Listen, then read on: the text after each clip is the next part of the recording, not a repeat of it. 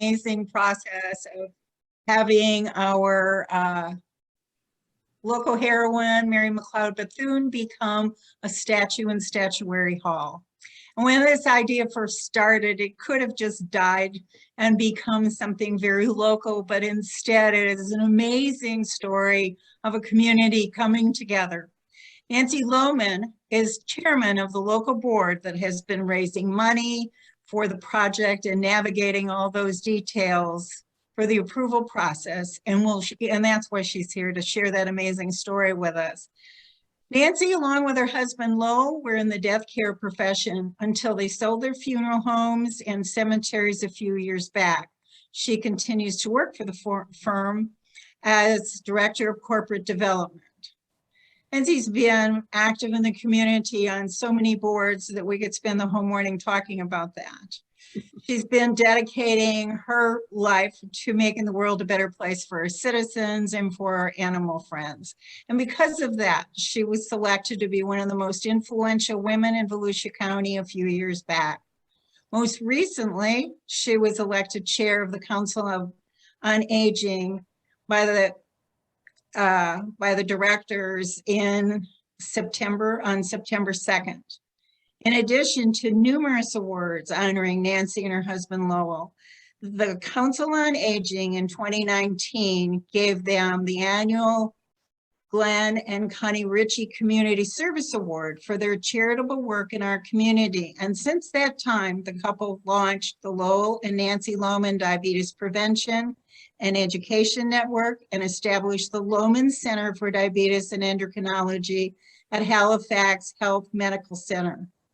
Well, I could spend all morning talking about Nancy, but we just are going to let her tell us instead about Mary McLeod Bethune. Following Nancy, our longstanding member, Dr. Leonard Lempel, will tell us about his latest project. 5 years ago, when Dr. Lempel was a retired professor from Daytona State College, he and his partner, Eric Brittenbach, decided to create a film about Mary McLeod Bethune. Things didn't work out with the first organization they wanted to partner with, and they put the project on hold. Then 3 years ago, the two professors joined forces with the Mary McLeod Bethune Statuary Fund, and the venture took off. So Dr. Lempel will be happy to tell us about his project and how it's coming along. Because of his love for history, he was president of the Florida Historical Society, the Halifax Historical Society, and as members of the League of Women Voters, he and his wife Lynn, who by the way is the past president of League of Women Voters of Volusia County, Lynn volunteered to take our members on an amazing tour of the historic sites in Daytona Beach that deal with our African-American history. So sharing history with our membership, with our community at large, is what Lem seems to like to do the most. We are so delighted this morning to have Nancy and Lynn as our presenters. Nancy? Thank you very much. Thank you. I'm delighted to be here. Before I share my screen, I just wanted to thank all of you for your commitment and dedication to our democracy and our right to vote. And of course, so many of us recognize that we just had that wonderful centennial milestone that we celebrated this past year. So my hat is off to all of you for your engagement in protecting our democracy. So let me just share screen share here. Give me one moment. Okay.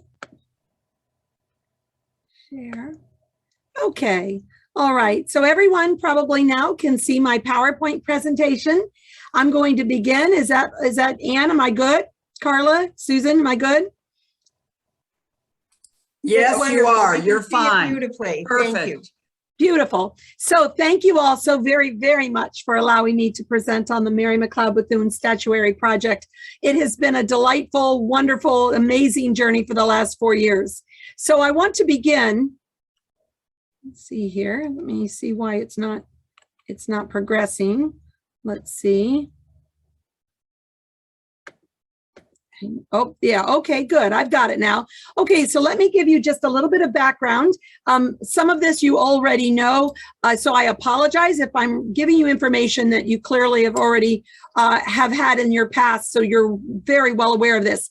As you know, in 1864, 1864, a man named Senator Morrill, or Representative Morrill, passed legislation, or championed legislation, I should say, that encouraged our Congress to create a statuary hall.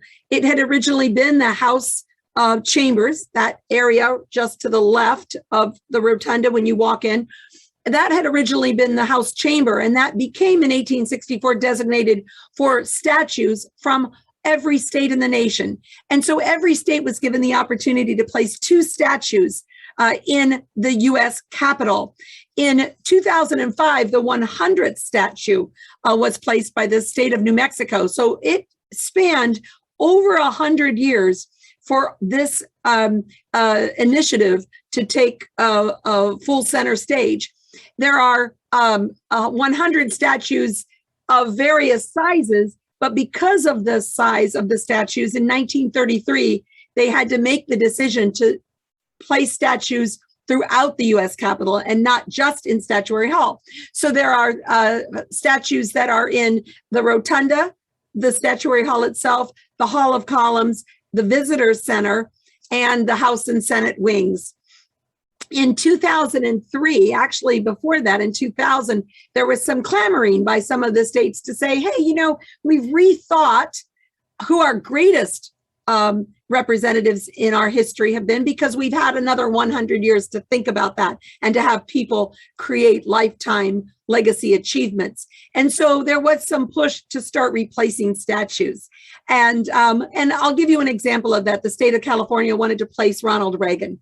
The state of Missouri, was it Missouri or Kansas? Missouri wanted to place Eisenhower. So there were some clamoring to replace statues. So in 2003, Congress passed legislation that allowed states to exchange or replace statues if they deemed that they wanted to move in that direction. Now, interestingly enough, there are other statues in Statuary Hall that are not a part of the state collection. So when you hear someone refer to the statues in Statuary Hall, you'll hear a lot of times I'll say, I'll make the comment that there are 100 statues in the U.S. Statuary Hall state collection, the state collection, because there are 4 African Americans who are in the U.S. Capitol: Martin Luther King, Frederick Douglass, Sojourner Truth, and Rosa Parks. Most recently, and on your screen, you see a photo there of Rosa Parks. Right above that, you see the unveiling ceremony in 2013. So President Obama had requested that Rosa Parks be added into the U.S. Capitol and commission that statue. But that is not a part of the state collection, although it's a lovely statue and so appropriate to be in Statuary Hall, in my opinion. So this is a map of the U.S. Capitol. And you can see in that center, you have the rotunda, and below that you have the crypt, right? The crypt was originally designed to be the burial location, the entombment of President Washington, which, as you know, did not happen, but that's why it remains today being called the crypt. So there are statues all across there. I'm going to turn to the next slide and talk a little bit about who our 2 statues are that are in Statuary Hall right now. Well, actually, unbeknownst to a lot of Floridians, there's only 1 statue right now in Statuary Hall. So a lot of people don't know this, but let's see, was it 10 days ago? 10 days ago, the General Smith statue was removed from Statuary Hall and is now in storage, waiting a decision from the Division of Cultural Affairs on what his next steps will be in terms of any type of public access. But the interesting statue to the left on your screen is John Gorey. And that gentleman was placed in 1914 in our U.S. Capitol. So he stood in our U.S. Capitol for over 100 years. And still to this day, he's so appreciated because he was the inventor of air conditioning, right? So we're thankful for our air conditioning every day. We just don't always know to be thankful to John Gorey. But Dr. John Gorey died penniless and rather an unknown, but he's in Statuary Hall representing us as one of our two statues. The other statue was General Kirby Smith. And I'll talk about the legislation that moved us forward in replacing that Confederate general with Mary McLeod Bethune. Let's see if I can go back. Oh, I'm not able to go back. I'm so sorry. Oh, pardon me. Pardon me. I want to just go back. Give me one moment. Let me just go back. I apologize. It's a little tricky because my cursor won't work. But it's worth the wait, I promise you. There we go. Okay. And so this is the logistics behind the statuary project. In Statuary Hall, we have asked for the unveiling to take place as it always does in Statuary Hall. And we are hoping that the architect of the Capitol allows us to leave Mary McLeod Bethune in Statuary Hall. We're thinking that because Florida already has in that beautiful round Statuary Hall just to the left of the rotunda, we're hoping that that John Gorey, if he has to move, is also placed in a lovely and place of prominence in the U.S. Capitol. But these statue movements are all under the auspices of the architect of the Capitol. Now, the architect of the Capitol outlined 10 steps that every state has to follow. That document last revised was in 2014. And so we're following along those steps in the process of statue placement. So let's talk about our history in terms of our statue replacement.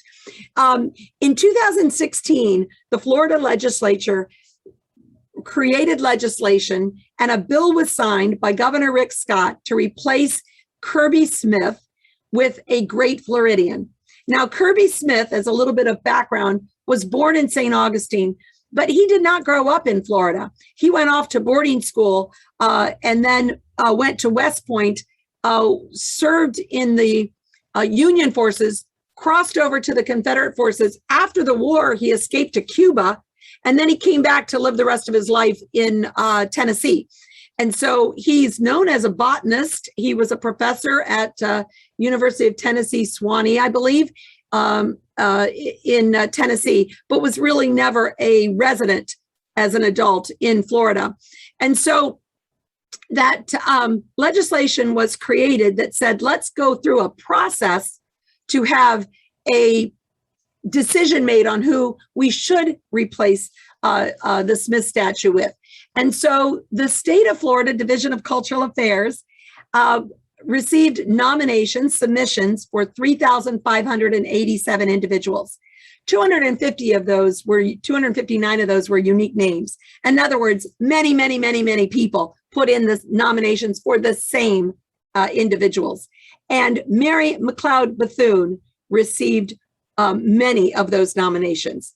When they came down to a vote, this ad hoc committee that was created by the Florida legislature and by the Division of Cultural Affairs, Mary McLeod Bethune received 1,233 votes.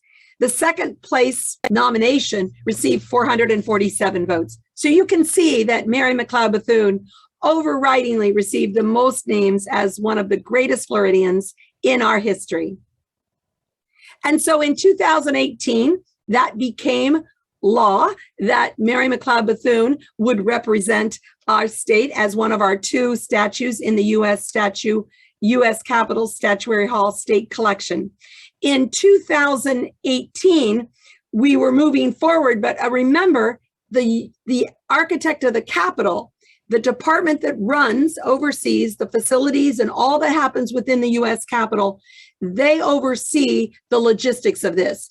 And so the next step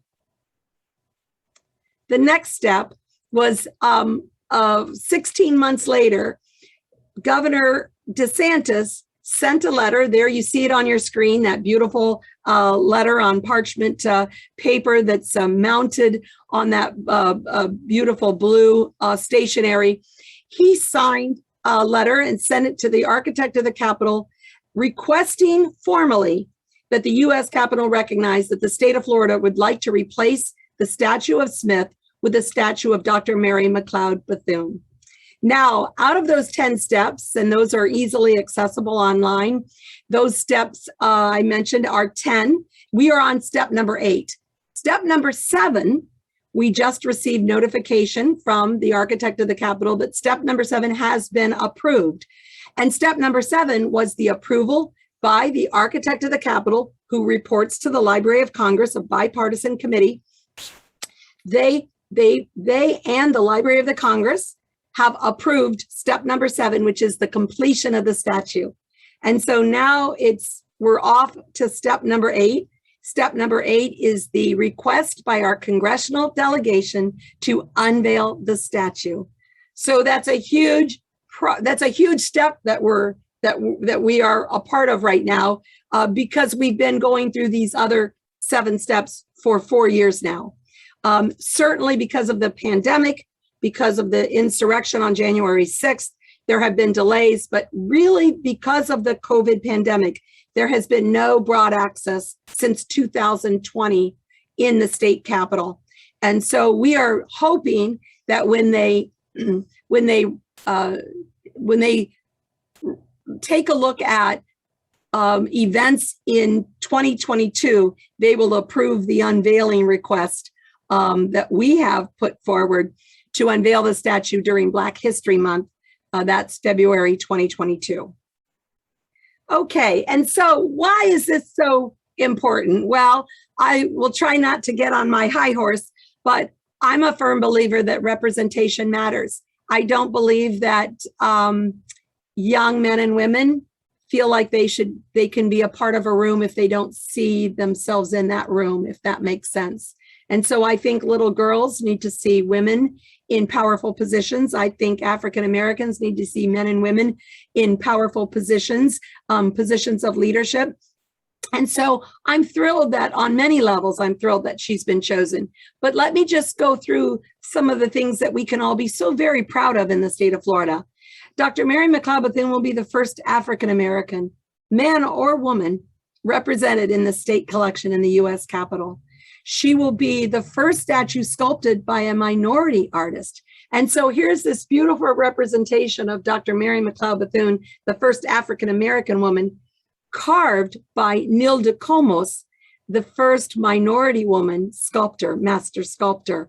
So beautiful symbolism there. And Nilda is just a beautiful human being. And so I hope all of you get a chance to meet her one day. Rose, who is on this call, can attest to that. Rose, Grace, and I were in Pietrasanta, Italy, for the unveiling and blessing of the statue this past July, and had a chance to spend a lot of time with Nilda.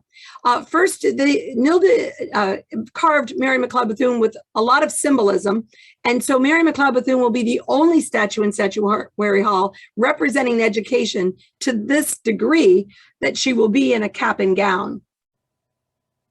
So let's talk a little bit about Nilda Comos. Interestingly enough, Nilda Comos was chosen before Mary McLeod Bethune was chosen.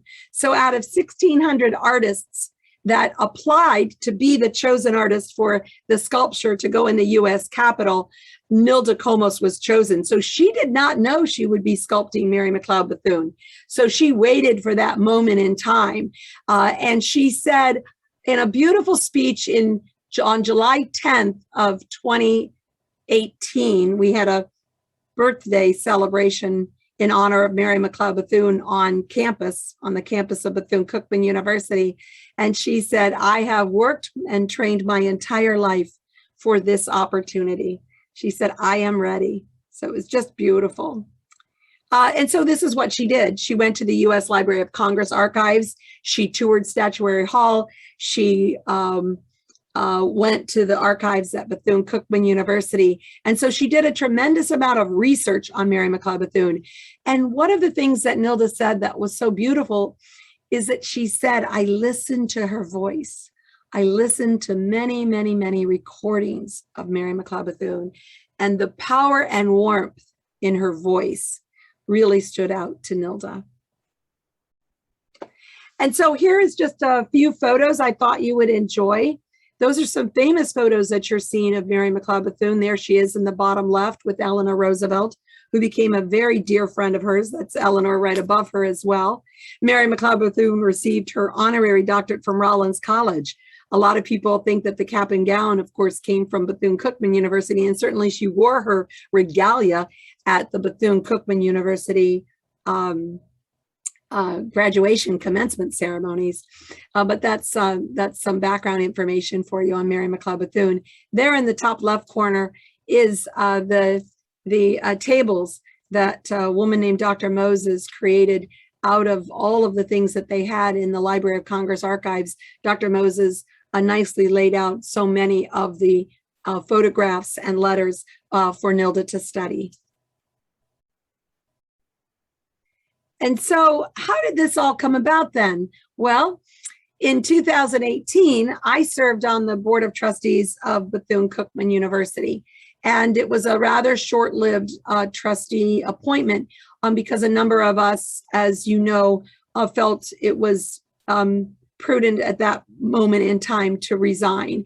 And so before we did that, while I was still on the board, it was also a unanimous, it was consensus and by unanimous vote that because things were in a little precarious position at Bethune-Cookman, and thankfully those have been resolved. They have no longer have an accreditation issue. That's wonderful. They have received a tremendous amount of funding. That's also wonderful. They finance the loan. That's wonderful. So things are really in a good place and on the right track now for Bethune-Cookman University. And I'm so thankful for that. But back in 2018, we were a little nervous that the community wouldn't give generously to the statuary project because things were a little precarious, as I said. And so we formed the Board of Trustees of Bethune-Cookman, voted unanimously to form a separate 501c3. And that is called the Dr. Mary McLeod Bethune Statuary Fund. And you can see all of the board of directors that are listed there. We have trustee Jennifer Adams, a trustee at Bethune-Cookman. We have Dr. Hiram Powell. In our bylaws, it states that there should always be representation by the president of the university. We have past chair Dr. Michelle Carter on our board, former legislator Dr. Joyce Cusack on our board. So you can see Councilman Billy Wheeler, Mayor Derek Henry. So we have a very diverse board. I'm particularly proud of our board because we represent Black Americans, white Americans, Republicans, Democrats, men, women, as I like to say, young and more mature adults. So we have just this beautiful spectrum that really represents all of America in the sense that we're very diverse.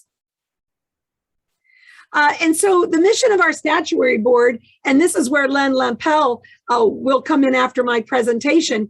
In 2018, we took on the responsibility to raise the $400,000 to ensure that this statue project comes to fruition. So we've been paying for all of the logistics and the aspects, including the actual payment to Nilda to carve the statue. So that $400,000 was our starting point. But then our board enthusiastically decided to say, we need to do more than that. So we expanded our fundraising to $800,000. To date, we've raised $710,000, but we have more projects on the way.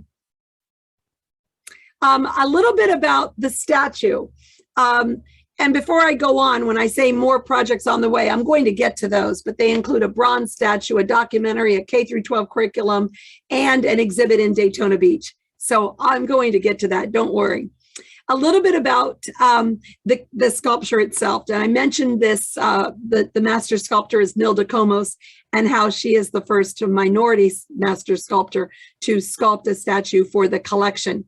But it is interesting that it has been a huge amount of work and a long journey for her. She had to start with a design. So after she studied Mary McLeod Bethune, she created a 1-foot statue, which she ended up shipping to Pietrasanta, Italy, where her studio is. So she has a studio in Fort Lauderdale and a studio in Pietrasanta.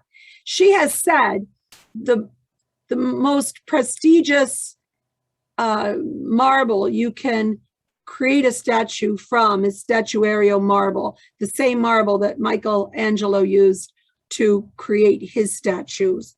And so she shipped her small model to Pietrasanta, created a 2-foot, then a 4-foot, then an 8-foot clay maquette, all of which had to be approved.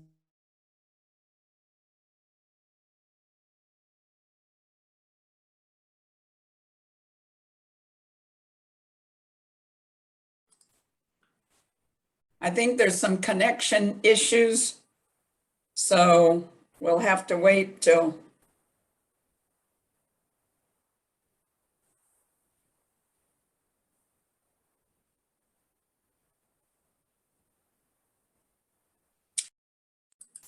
It would help if everyone would take their videos off, because that uses bandwidth. So if you would do that, that may help.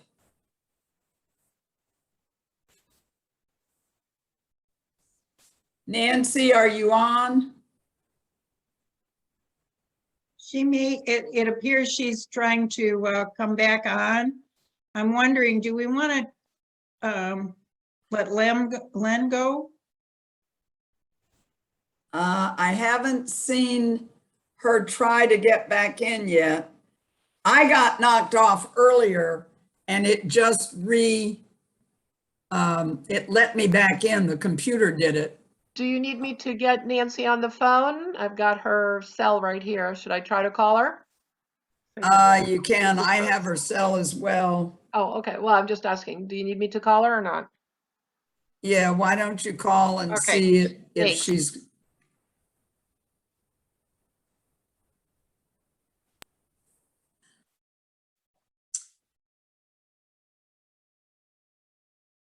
Well, the advantage of Zoom are endless. It gives us an opportunity to get together without travel.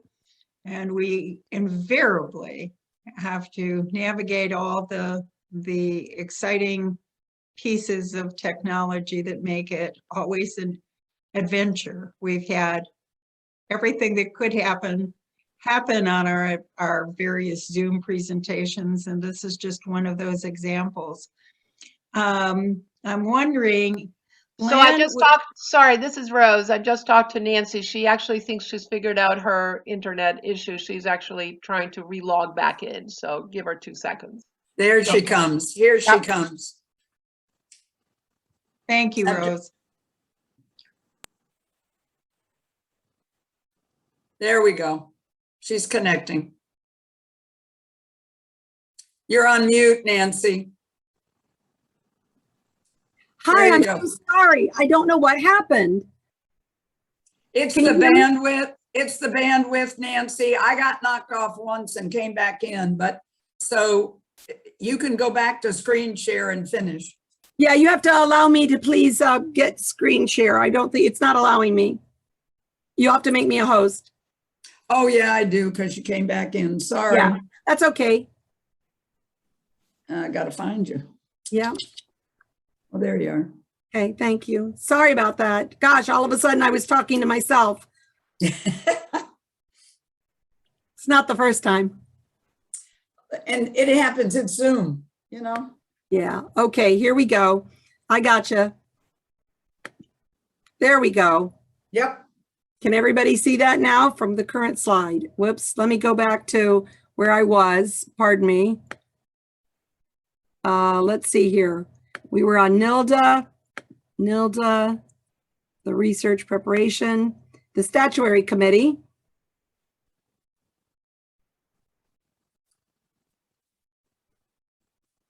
We were talking about the Bronze Park, I believe. Right? Okay, thanks everybody. Sorry about that. And so what I was starting to tell you, can you hear me, Ann? Is this okay? We good? You're good. You're good. Okay. Okay. And so that's a schematic down there on the left of the riverfront Esplanade Park. So from that clay maquette, I started to share with everyone, from that clay maquette, we commissioned with Nilda to create a second statue. So the statue that will be in riverfront Esplanade Park is not a replica. It's an original. It's an original from that clay maquette, just like the marble is from that clay maquette. And that's a huge distinction because that makes it even more priceless art. So I just kind of wanted to bring that to everyone's attention, but that's very exciting. And that will be unveiled on February 22nd, 2022. That's our planned date anyway.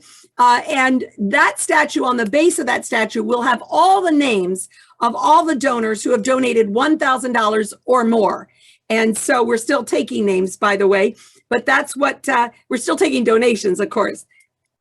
Okay, and then I'm going to skip over this just briefly because this is where Len comes in.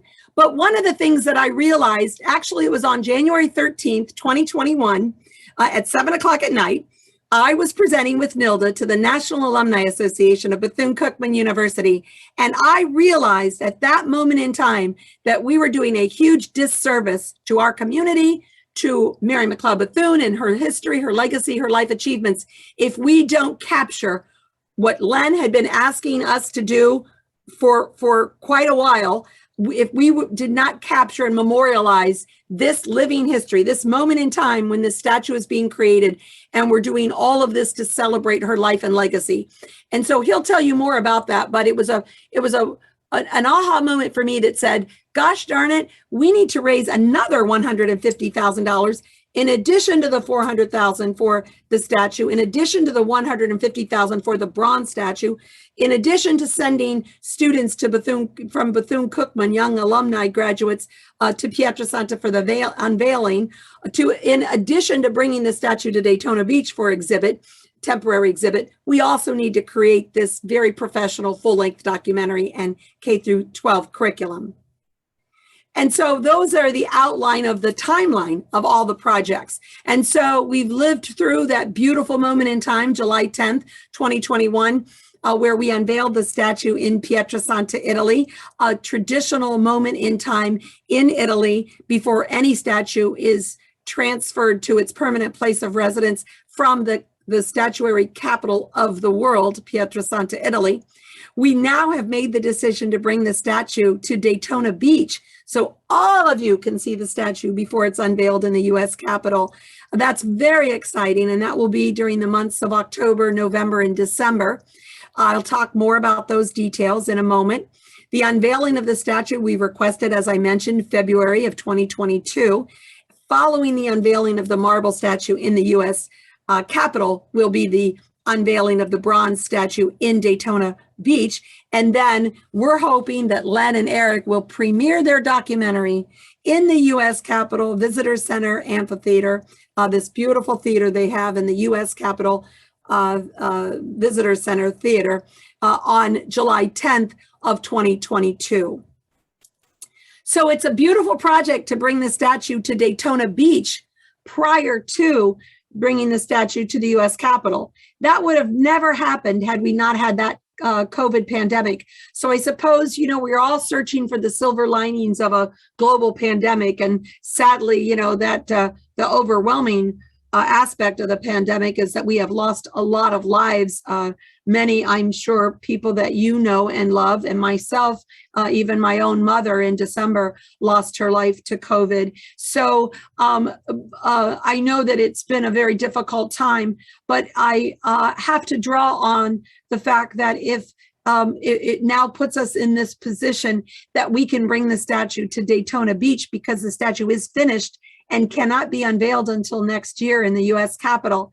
So we have reached out to the city of Daytona Beach, Volusia County, Bethune-Cookman University, Daytona State College, of course, Better World Films, Len and Eric, to capture these moments, and a Florida Blue, who has given us a tremendous donation for the cost to unveil the statue in Daytona Beach. But now, as many co-hosts, we will bring this statue to Daytona. Now, I'm going to backtrack, though, and tell you just a little bit about Pietrasanta, Italy. Pietrasanta, Italy is in the Tuscany region of Italy, at the base of the Alps, so the Italian Alps in the country of Italy, and near Pietrasanta, Italy. And this is, of course, where Michelangelo discovered this beautiful white with gray vein statuario marble, which he used for the statue of David. This is the pictures of the Alps, and there is Nilda at the base of Michelangelo's cave.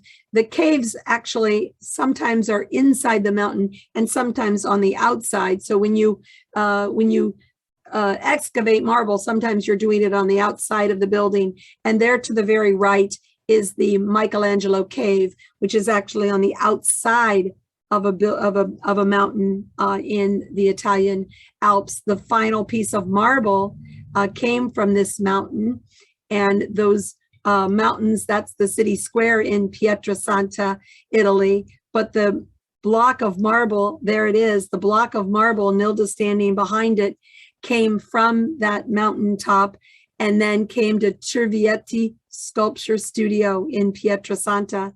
I have yet another picture. So there is the marble. So the statue, which the statue and the base combined are just over 6,000 pounds, that came from that block of marble, which was originally 11,500 pounds.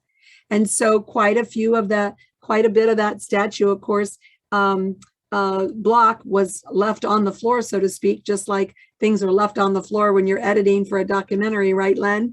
But that is Nilda sitting on top of her block of marble, which she chose. And incidentally, that block of marble is the final and last piece of marble that will ever be quarried from the Michelangelo cave. The mountain is too unstable to allow for any further large block excavation from that. So we got very, very lucky that over a 500-year span from Michelangelo to Nilda Komos, from the statue of David to the statue of Dr. Mary McLeod Bethune. And so there's Nilda standing beside the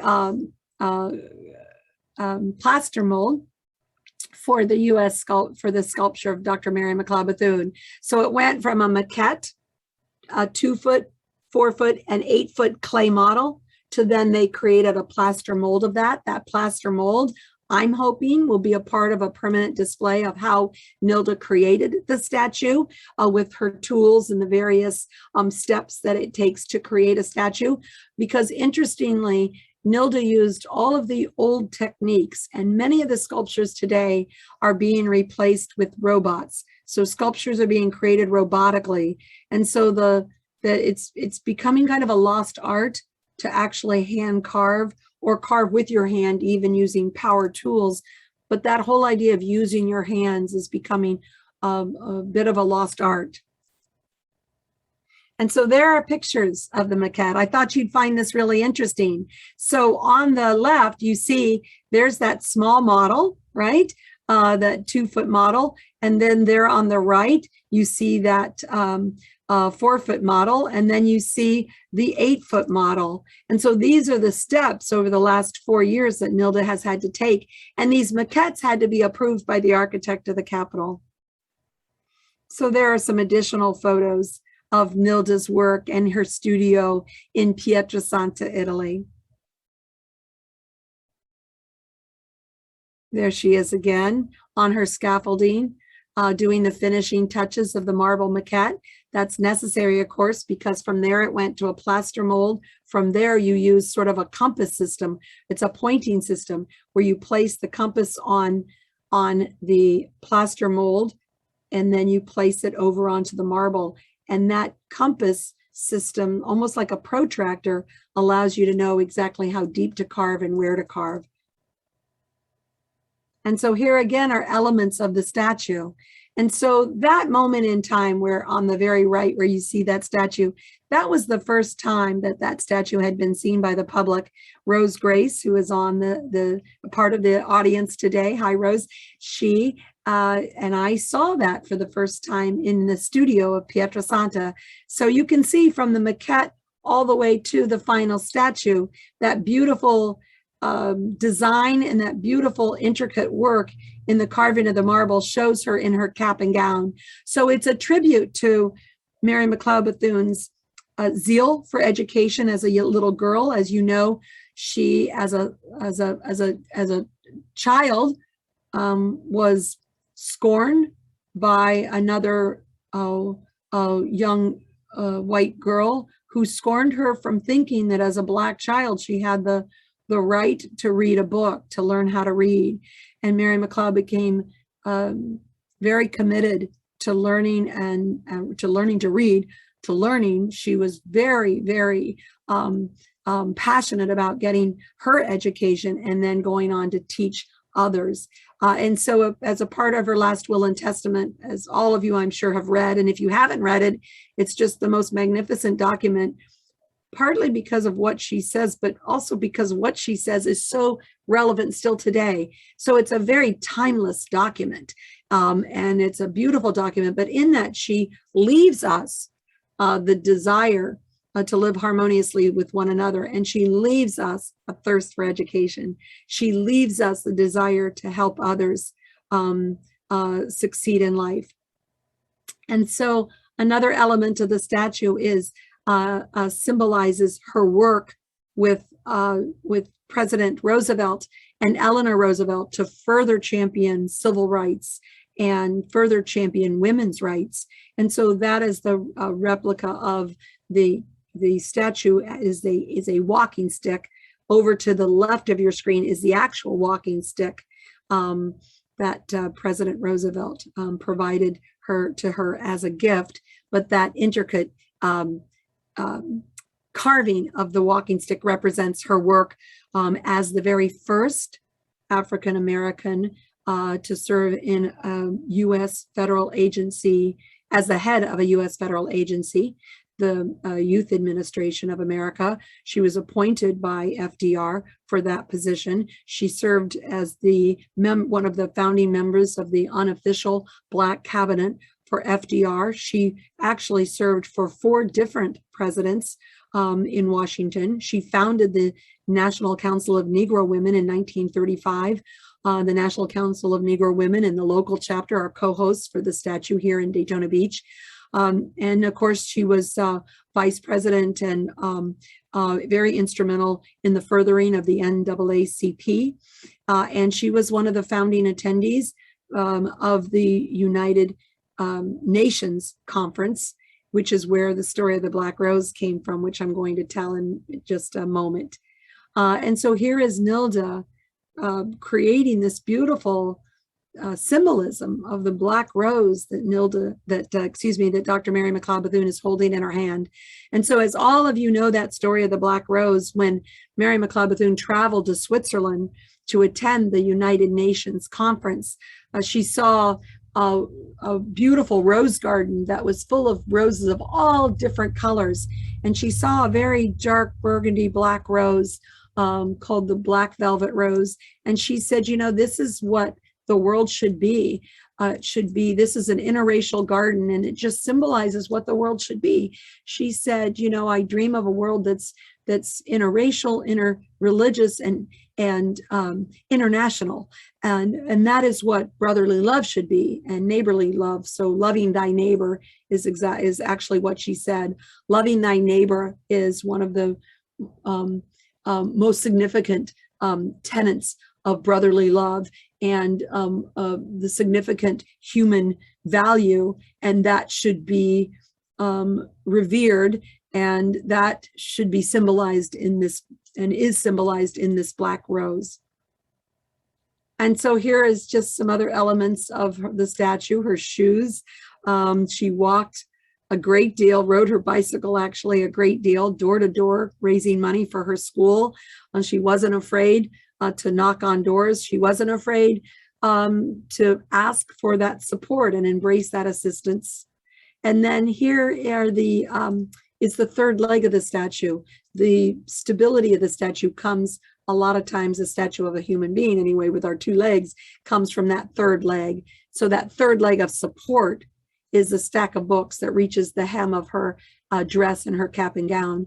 And by the way, her cap and gown is open so that you can see her dress, because Mary McLeod Bethune was always a well-dressed woman. It was always important to her to present herself appropriately. And she always instilled that in her students. The idea of making an excellent first impression in both what you say and how you dress.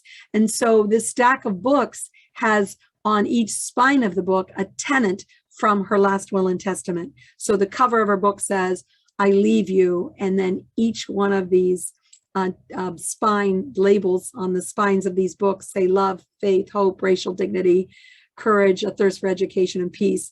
It does not say my favorite one because there wasn't room on the text, but my favorite tenet is, "I leave you the desire to live harmoniously with one another." Don't you wish all of us woke up saying that every day, right? So certainly she continues to mentor me and everyone. And so there again is just this idea that Nilda took these tenets and then carved into the maquette, and then made sure the plaster, the bronze, and then carved into the marble these tenets from her last will and testament. The base of the pedestal in the U.S. Capitol, which you'll see if you come to the exhibit in Daytona Beach, of course, says Florida proudly and Dr. Mary McLeod Bethune, and then invest in the human soul. Who knows, it may be a diamond in the rough. That was a quote that she quite often said about her students and about all young adults in our community. And then here we are in Pietrasanta. And so this past July, I consider it sort of like bands in a hurricane. We have these bands of COVID-19 and the pandemic. And just before the Delta variant got very aggressive, and just at the end of the original pandemic numbers, there was this little block of time right after the 4th of July. And during that week, the case count was the lowest it had been since March of 2020. And during that 1 week in time, we slipped over to Pietrasanta, Italy, unveiled and blessed the statue, and then returned to the United States. So there on the right, you can see is the Sindaco, which is Italian for mayor. Sindaco Alberto Stefano Giovanetti. He blessed the statue along with Mayor Derek Henry. He was delighted that Mayor Henry came. He requested that it was his hope that mayor to mayor, we would hand off the statue from one to another. And so here are another few pictures from the blessing ceremony we held. So we told the story one evening of the life and legacy. We had 22 individuals come with us. We had Congressional Representative Kathy Castor, District 14 out of Tampa, join us. Rose Grace, who is a part of our session today, she was there playing piano, accompanying these amazing student graduates from Bethune-Cookman University, and we had a lovely time. And so just finishing up here, this is now your chance to get involved. The statue will be coming to Daytona Beach. The dates will be announced. The statue is on the high seas.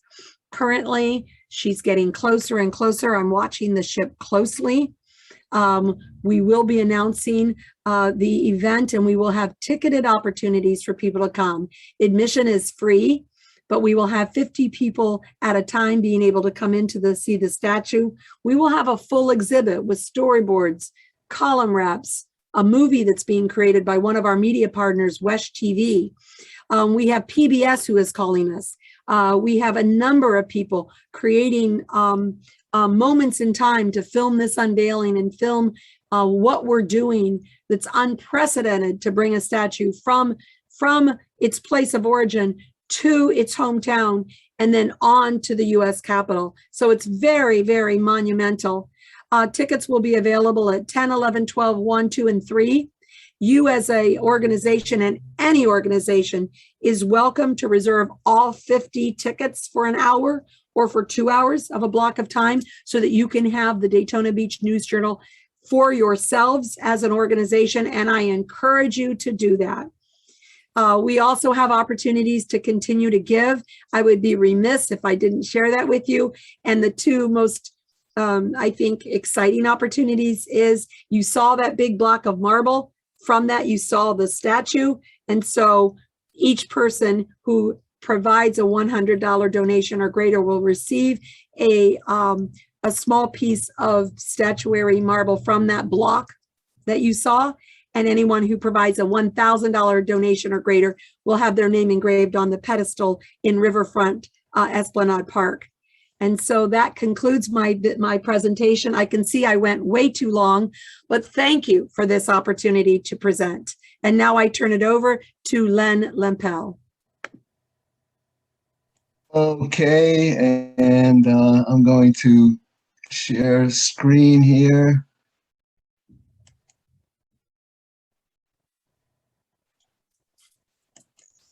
Okay, and let's see, here's the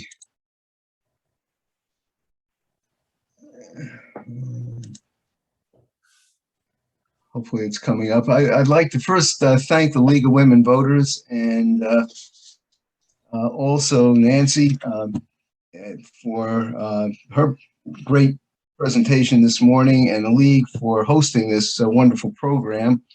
And what I've drawn up here is basically a timeline of the film. A little background, first of all. As I think someone said, about 5 years ago, Eric and I, and we had worked successfully, collaborated successfully on doing 3 documentary films, and we decided that Mary McLeod Bethune was a film that we needed to do, and we spent a long time trying to work out agreement with Bethune-Cookman, because we wanted Bethune-Cookman to be a part of it. Things didn't quite work out too well, so we basically got nowhere. And then I guess it was about 2-3 years ago, I think it's about 2 years ago or so. Well, it was time because of the pandemic. It was probably 3 years ago. Eric calls me up and says, you know, the people we want to interview for this film, the people who knew Dr. Bethune are passing away, and we either have to start interviewing, get this thing on the going, or you know, we're going to miss an opportunity here. So we put in our own money to start filming, and we got several interviews, which was very good, because since then some have passed away, and we wouldn't have had that opportunity otherwise. So we did get some interviews in, and then of course the pandemic hit. We didn't have any money left anyway at that point, and thankfully as Nancy says, Nancy and the Statuary Fund, Bethune Statuary Fund, came to our aid, and has given us enough money to continue the project. So we're going full scale ahead, and it's you know, and as a bonus, of course, during this period, it was announced that Mary McLeod Bethune would be going into Statuary Hall, whose statue would be going into Statuary Hall. So, and you know, I can't resist but to read you this. In 1929, Langston Hughes visited Bethune-Cookman College at the behest of Mary McLeod Bethune, and Mary McLeod Bethune needed a ride back to New York, and this is in 1929 with Langston Hughes. So he graciously, of course, gave her a ride back, and in 1929. It was extraordinarily difficult for African Americans to travel, especially in the South, because there's basically nowhere for them to stop on the road because of segregation and exclusion. They couldn't stay anywhere. They couldn't eat anywhere. But Langston Hughes it said this about Mary McLeod Bethune driving her back to New York from Daytona Beach. The road trip from Daytona Beach, well, as I said, it was very difficult. However, with Bethune on board, Hughes regaled that his journey back to New York went smoothly because Black folk along the eastern seaboard spread a feast and opened their homes wherever Mrs. Bethune passed their way. And for emphasis, he added chickens, sensing that Bethune was coming, went flying off frantically, seeking a hiding place. They knew a heaping platter of Southern fried chicken would be made in her honor. So if there's any doubt as to the popularity of Mary McLeod Bethune, she was extremely popular individual in her day among African Americans. They just loved her. And so it is extreme. It's no wonder that when the poll was taken as to who should replace Kirby Smith in Statuary Hall, that Bethune was chosen. Having said that, I want to just quickly review with you this timeline of the film's progress. We've, of course, been doing ongoing research and trying to find everything about Mary McLeod Bethune, understand who she was, what accounts for who she was, what she accomplished, what she failed to accomplish, what attributes defined her, everything by studying articles, speeches, poems, in other words, trying to unearth everything about Bethune, including interviews with, we call them elders, people who knew Dr. Bethune, as well as interviewing scholars. You know, 5 weeks ago, this weekend, we interviewed 14 individuals, many of them experts in the field of U.S. history, African American history, and scholars knowledgeable about Dr. Bethune. So we already have a wealth of information based on those interviews, based on the research that we've already done, and we hope to continue gathering information. And of course, one of the things we still need to do is to go up and visit the various archives, which, of course, because of the pandemic, have been closed. But now they're starting to open up, and we hope to get up there probably December and January at this point, it looks like, because we have a lot to do in the meantime in terms of, as you see, we have another round of interviews, our final round of interviews, October 5th.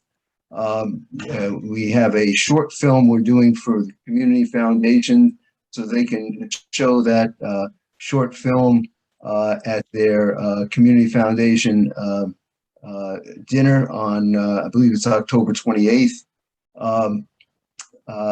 We're going to be, of course, filming the statue when it's in Daytona Beach and interviewing some school children to get their reaction. And you see in November and December, we are going to be taping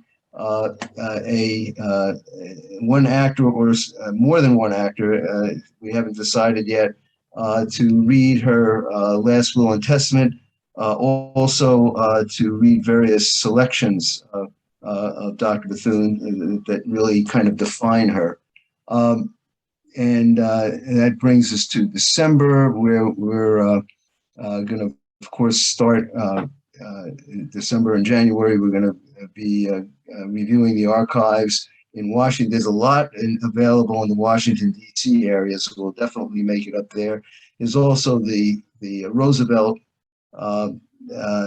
FDR museum and archives in Hyde Park, New York, that we want to visit because she was closely attached with Eleanor Roosevelt, whose papers are also there, and of course the president himself. Then, of course, as Nancy said, the unveiling February 28th in Washington, D.C. And then between March and May, we're going to be doing the editing and get the film in shape to be ready by June.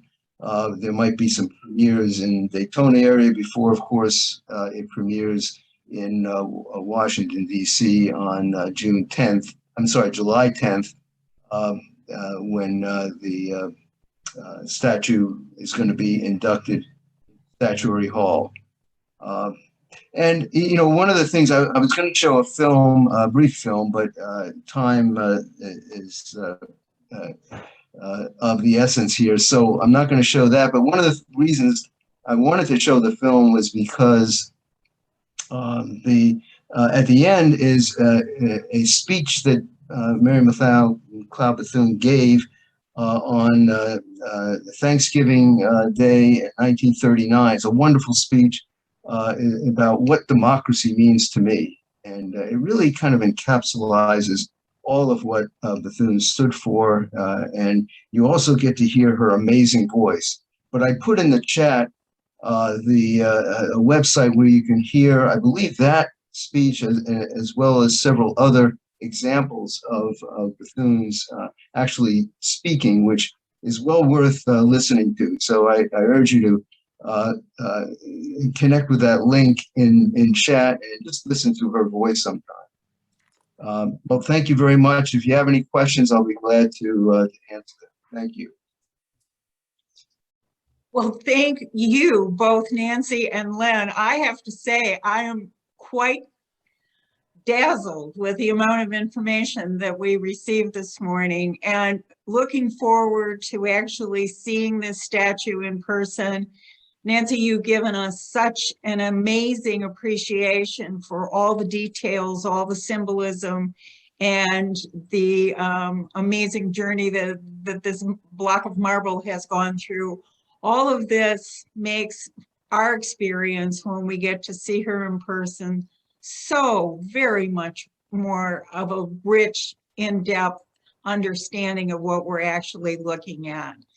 Len, I have a question from Susan Bailey. She wants to know, when are we going to be able, where will we be able to see your documentary? Well, I'm trying to arrange, one of the places it's certainly going to be is in the Halifax Historical Museum. And I am hoping to write a grant which will allow us to fund a really special evening showing the film and having some guest speakers. And so I know that at some point it's going to be shown in the museum. Good. I can't tell you when, but I'm hoping, you know, at Daytona State College, there's a wonderful theater, and also we're hoping that the film itself is going to be screened by public television. And excellent. so, Len, so you'll be able to watch it on TV. Your screen share down so that we can see your Oh, face? I'm sorry. Yeah, let me. From what? I'm sorry. Is that better? That's better. Thank you. And I've got a question. Are you considering showing it at Cinematique? Yes, that's another possibility. It's right next door. In fact, the instead of actually in the museum, we might show it in Cinematique, which is virtually next door to the museum. Right. Or that's what we did several years ago. Eric and I put together a film on Jackie Robinson, and we had the premiere showing at Cinematique. So we might do something like that in coordination with the museum.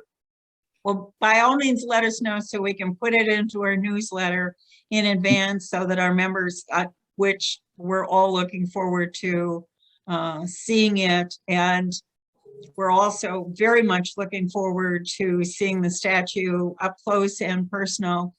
If anyone else at this point has a question, if you'd like to put it into the chat box. Nancy, is there an online site where funds can be donated? Yes, thank you. It's currently it's mmbstatuaryfund.org. We are transitioning that site when we go to offer tickets for free admission. That donation site and the ticketing site will change to mmbstatute.org. But the old website will point to the new one. So let's all remember mmbstatuaryfund.org. And I've got another question here. The same thought that I have is, can we can reserve as a group for viewing, and how do we go about doing that? Thank you. Yes, I want you to do that. So that's great. You contact via email Carolyn Nealon, Nielan. I can send you her email. She's the events manager at the News Journal Center. Carolyn Nealon at the News Journal Center. She'll block off a time. Let's say you want Monday, November 14th from 10 to 12. Then she would block off the 10 o'clock and the 11 o'clock, 100, those 50 seats on each of those hours for your group to have the whole morning at no charge to your group. Oh, Wow. I Amazing. hope you do it. I hope you hold a meeting there. Amazing. Yes, I can think of nothing I would rather do than go with my fellow members of the League of Women Voters, particularly those of us who got to share this moment or get to watch the video after. This has been so amazing. Jody Williams was asking, was there an organized effort to get the votes for Mary McLeod Bethune as a choice for having the statue in Statuary Hall to begin with? And who Yes. was behind that? Yes, there was. And the person behind that here locally was Miss Daisy Grimes. And she really worked hard. She presented to the legislature. She presented to the Cultural Affairs Department of the Secretary of State's office. She encouraged others who were a part of that process to cast nominations for Mary McLeod Bethune. I would say she was the person out of all the people who were involved that was the most instrumental in gaining votes for Mary McLeod Bethune. And then I have to ask, who came in second? Shoot, I should know that off the top of my head. Let me see. There were 8 others that were in that top 10, and I want to say it was Nora Thurston, Zora Neale Hurston. Nora Neale Thurston, I want to say, or also it could have been Mr. Jenkins, the founder of Publix. He was in the top 10, and then also Len, who was the other civil rights leader, Mr. Moore, right? Is it? Harry T. Moore. Harry T. Moore. Yeah, I can't remember which came in second. I think it might have been Harry T. Moore. I believe it may have been. And then I think Zora and the founder of Publix were in there right underneath there too as well. And by the way, Harry T. Moore was a graduate of Bethune-Cookman and was greatly influenced by Mary McLeod Bethune. But as I pointed out, she was by far the #1 pick, and her popularity, as pointed out by Langston Hughes, goes back to the beginning of the 20th century. What she did was amazing, and we hope to make a film that truly represents who she was, and we want to make the film that Mary McLeod Bethune deserves. And while I have the air here, I just want to say this: that a lot of what is happening would not have happened without Nancy Lohman. And broadening the scope. Well, first of all, getting the money for the statue, but then broadening the scope of this project to include bringing the statue here to Daytona Beach, allowing us to make the film, the kind of film we want, by raising the money to $150,000 so we can make a decent film on Dr. Bethune. So it really is a great tribute to Nancy that she was able to accomplish all this and convince the board to expand the project. And I can't say enough about how grateful we are to Nancy to getting all this accomplished. Thank you. Thank you. And Len, I could not misspeak in front of a great historian like yourself. So James, I just pulled it up from the Historical Resources, the Division of Historical Resources with the Florida Department of State. Second place was James Weldon Johnson, who wrote Lift Their Voice. He received 447 votes. Right, the Black National, he's responsible for the Black National Anthem. And Right. he's, I believe, is from Jacksonville. Yeah, and there's a wonderful museum up there in Jacksonville on James Weldon Johnson. Yeah. And first Black American to be, first African American in Florida to be admitted to the Florida bar. Right. Wow. Yeah. Mm-hmm. Well, I am just so amazed how much we learned this morning, and we are so grateful to both of you for contributing to the amazing amount of acknowledgement that this will bring to Mary McLeod Bethune and into our own local area. How wonderful that we, Florida's known for many, many things, and how delightful that it will now be known for something so wonderful, so inspiring. Thank you both so much for joining us this morning.